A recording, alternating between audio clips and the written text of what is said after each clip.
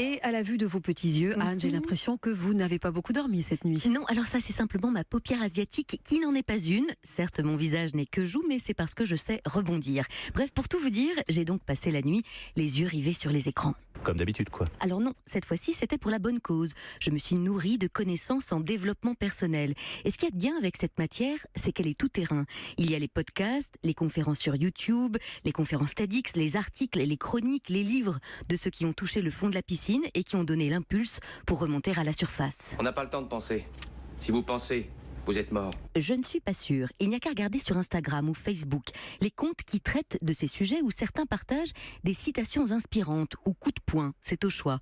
Régulièrement, on peut y lire en gros caractères le genre de phrase qui vous fait vous retourner une nouvelle fois dans vos draps en scrutant le plafond, du genre « Quand on se concentre sur nos problèmes, on a davantage de problèmes.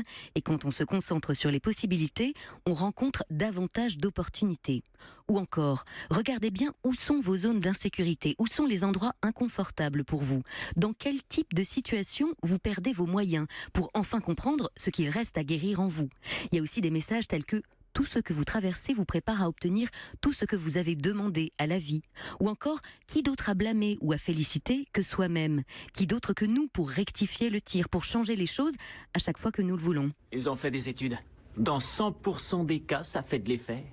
À 60%. Vous êtes sûr?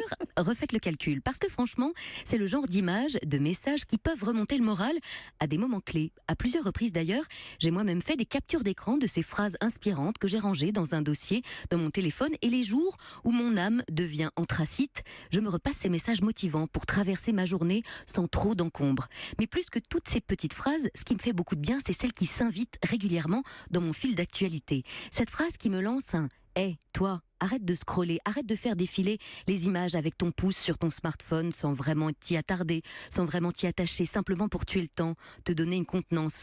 Et qui que tu sois à lire ces quelques lignes, alors je te souhaite qu'il t'arrive un magnifique bonheur aujourd'hui, une belle nouvelle rien que pour toi. Oui, bon alors c'est typiquement le genre de phrase qui peut en agacer plus d'un ou tomber à point nommé pour d'autres, mais peu importe au fond. C'est d'ailleurs Jim Carrey qui en est le meilleur exemple quand il dit qu'il n'en a rien à faire des messages d'insultes qu'il reçoit, mais qu'il se concentre plutôt sur le nombre de personnes que son propos peut éclairer, sur qui il peut éveiller.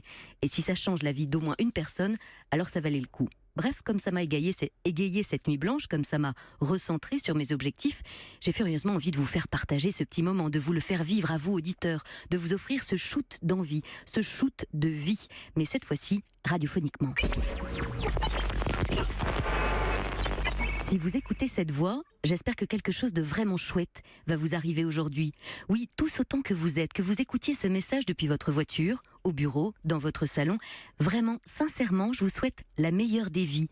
Et si vous attendiez le moment, le signal fort pour commencer à la vivre, eh bien c'est maintenant. Merci Anne, on vous retrouve demain bien sûr.